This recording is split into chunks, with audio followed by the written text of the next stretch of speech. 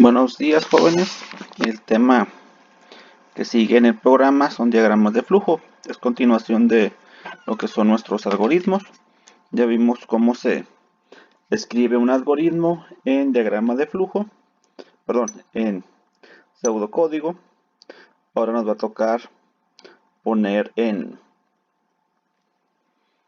diagrama de flujo. Entonces, ya hemos visto la definición de un diagrama de flujo. ¿Qué es un diagrama de flujo? Es la representación gráfica de un algoritmo. ¿Cómo se representa? Mediante símbolos que se sustituyen al leer, al imprimir. En estos símbolos se van a escribir las operaciones. En lugar de poner uno inicio y el último paso numerado es el fin, aquí en lugar de poner números vamos a utilizar flechas que nos van a indicar cuál es el paso que sigue. Estos símbolos que se utilizan son las flechas que nos indican el camino o la trayectoria que se va a seguir. Este rectángulo que está ovalado de los lados o de los lados izquierdo y derecho se utilizan para indicar el inicio y el fin. Todas las operaciones, todo lo que va a la parte del proceso va en rectángulo. Este diamante es para decisión. Más adelante vamos a ver ejemplos de cómo se utiliza este diamantito. Cuando nos falta espacio, utilizamos este circulito para continuar nuestro diagrama en otra parte. Más adelante también vamos a ver cómo se utiliza esto. Este rectángulo que está inclinado se utiliza para las entradas. Todo lo que va con leer en pseudocódigo se utiliza esta figura. Para todo lo que sea imprimir se utiliza esta figura. ¿Ok? Este archivo también lo voy a subir para que ustedes puedan consultar el material. También viene en su libro. ¿Cómo se hace un diagrama de flujo? Sí, utilizando estos símbolos. Antes de esto vamos a ver algunas características y ventajas. Características: debe de existir un camino para llegar a la solución. Es decir, al igual que nuestro algoritmo, debe de ser finito, es decir, debe llevarnos hacia un fin y ese fin debe de pasar por la solución. Solo puede existir un inicio y solo debe de existir un fin. Es decir, no podemos utilizar varias veces este símbolo y poner dos veces un inicio o más, o este símbolo para poner dos veces o más un fin. Únicamente debe de existir un inicio y un fin. Ahora, ventajas. Para las personas que son más visuales, se les facilita más entender un algoritmo con un diagrama de flujo. En las empresas, generalmente en las maquiladoras, para indicar ciertos procesos de fabricar un producto o cuáles son las etapas que se deben de seguir para elaborar una parte de un producto, se utilizan diagramas de flujo porque es más fácil la explicación. Generalmente también en ciertas dependencias de gobierno colocan para hacer un trámite el diagrama de flujo grande y aquí se les explica a las personas cuáles son los pasos que deben de seguir. ¿Sí? ¿Okay? Reglas para el diseño de un diagrama de flujo. Se inicia de arriba hacia abajo, es decir, siempre el inicio debe estar arriba y el fin debe estar al final, hasta abajo. Los símbolos se unen con flechas. Las flechas pueden ser verticales, horizontales, nunca es en diagonal, ¿no? Estas no pueden existir de esta forma. Y algo muy importante, no puede quedar una flecha sin que se conecte a otra figura, es decir, no me puede quedar una flecha apuntando a nada. Esta flecha no puede existir. El texto que se coloque dentro de las figuras debe ser lo más corto posible. Aquí podemos utilizar abreviaciones o palabras más cortas para no nos quede un diagrama demasiado grande por el texto que se va a colocar dentro. Ahora, vamos a un ejemplo. Este ejercicio ya lo hicimos nosotros en el pizarrón. Este ejercicio fue para determinar el desarrollo de solución y la evaluación, es decir, para obtener nuestro algoritmo. Nos dice, determinar el promedio que obtendrá un alumno considerando que realiza 3 exámenes. Es decir, examen 1, examen 2, examen 3. Aquí nos está dando los datos de entrada. Y nos dice que el primero y el segundo examen tienen una ponderación del 25%, mientras que el tercero un 50%. Entonces nos están pidiendo desde el principio determinar el promedio. ¿Qué es el promedio? La salida que vamos a tener. ¿Qué otro dato nos están diciendo? Que el alumno realiza 3 exámenes. Examen 1, examen 2, examen 3. Pueden utilizar parcial 1, parcial 2, parcial 3 u otra abreviación, pero siempre y cuando lo distingan, que no sea la misma variable. Al poner el examen 1, es otra variable distinta a examen 2 y es otra variable distinta a examen 3.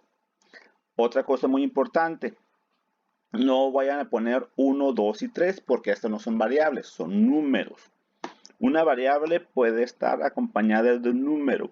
Por ejemplo, si tenemos x1, x2, x3, siguen siendo variables. Pero 1, 2 y 3 no son variables, son números. Okay. ¿Cómo podemos obtener ese promedio? Nos dice que el examen 1 y el examen 2 tienen un valor del 25%. Entonces, el examen 1, su calificación, si el alumno sacó un 8, esto lo vamos a convertir al 25%, multiplicándolo. Recuerden que el asterisco es para multiplicar y podemos poner directamente 25%. Así se calcula este porcentaje. Para el examen 2 sería lo mismo.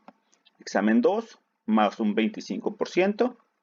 El examen 3 es donde cambia, que nos dice que es un 50%. Entonces, examen 3 por 50%. Estas 3 calificaciones, ya con sus porcentajes, las sumamos y nos da el promedio. Otra forma como lo podemos obtener es la calificación del examen por 25. Aquí no indicamos por cientos. Examen 2 por 25.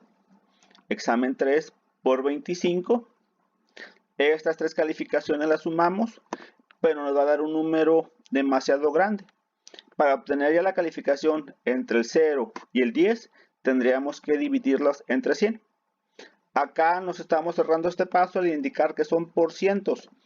Entonces ya al indicar por el cientos, por cientos, ya nos estamos ahorrando ese paso de dividirlos entre 100. Entonces, de estas dos operaciones o de estas dos alternativas de proceso, la primera es la más viable, es la mejor. ¿Por qué? Porque involucra menos operaciones y obtenemos de una forma más sencilla nuestro resultado. Entonces, en la selección de alternativa de estas dos, elegimos la primera, la colocamos aquí. Ahora, si ya tenemos los datos de entrada, tenemos los datos de salida y tenemos la alternativa, ya tenemos nuestro algoritmo en pseudocódigo hecho. ¿Qué ocupamos hacer?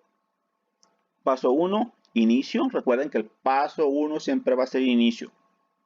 Después, paso 2, leer. ¿Qué vamos a poner en leer? Lo que escribimos en entrada. En entrada pusimos examen 1, examen 2, examen 3. Aquí lo ponemos, leer examen 1, examen 2 y examen 3. Como ya no tenemos más datos de entrada, ¿qué es lo que sigue? Sigue la alternativa que nosotros colocamos. Esta misma alternativa que tenemos aquí, la vamos a escribir en el paso 3.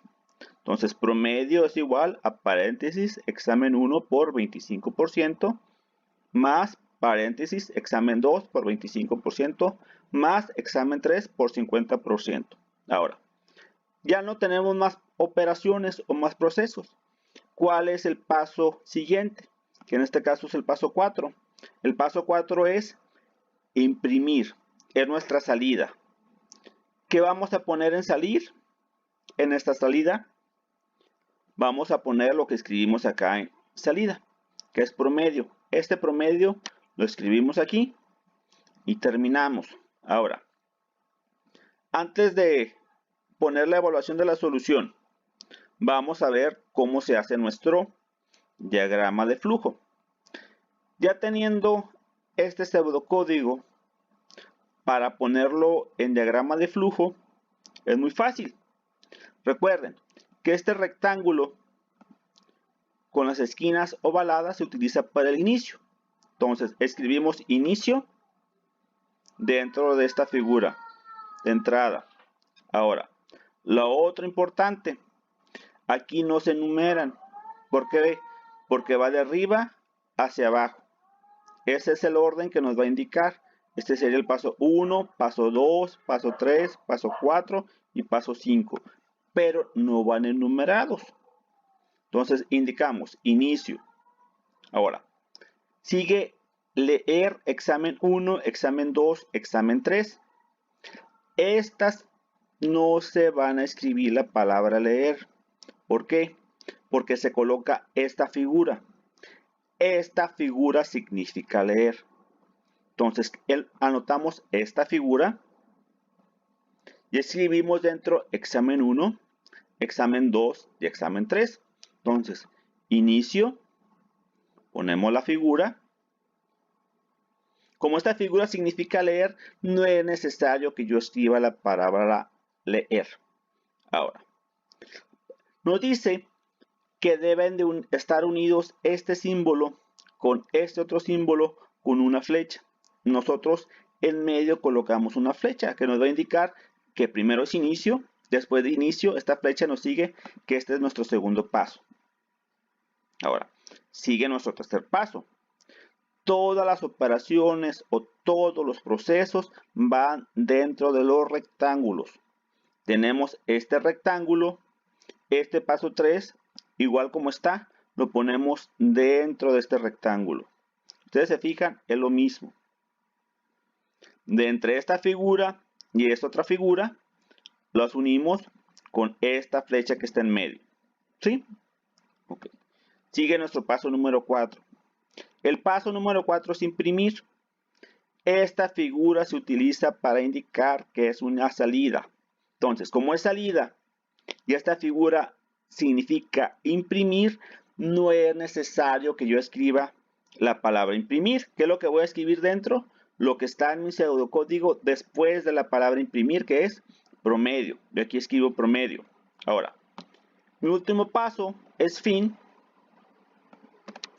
Entonces, aquí yo escribo la palabra fin. Y ya tengo elaborado mi diagrama de flujo. Debo de revisar que entre cada una de las figuras, entre esta y esta figura, hay una flecha que apunta de la arriba hacia abajo. Entre esta figura y esta otra, debe de existir una flecha que apunte de esta a esta, de arriba hacia abajo. Entre esta figura y esta otra figura, debe de existir una flecha que apunta de arriba hacia abajo. Entre esta figura y esta otra figura, debe de existir una flecha que apunte de este de arriba a este de abajo. Después de esta, como ya terminé, ya no sigue ninguna flecha. ¿Sí? Ok.